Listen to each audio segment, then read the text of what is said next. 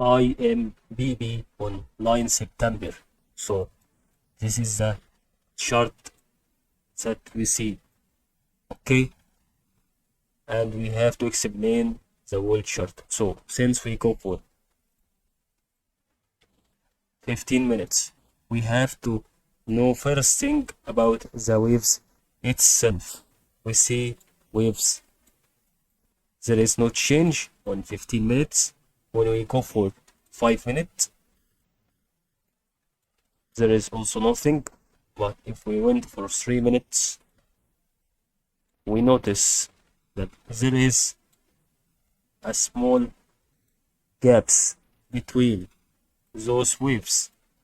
Okay, this is going to be for the IMPP to be different from another stocks which doesn't have these gaps.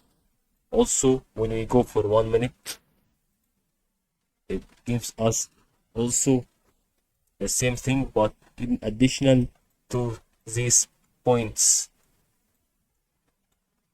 so that it's not giving us such accurate waves, and it may give us accurate waves at the same time. So how we can know how it's going to be accurate? According to this red lines and green lines. The more these red lines and green lines are going to be more valuable on the chart, the more it's going to be accurate, and it's going to make IMPP good stock. But if it has these points, so this will be going to make this chart to be hard to be identified by the technical analysis on 1 minute picture, especially when we have to deal with the candles itself.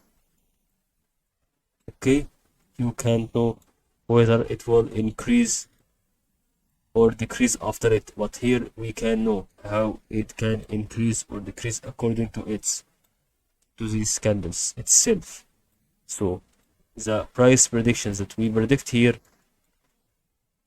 it will be the increase in momentum, and that's what we want to explain on IMPP.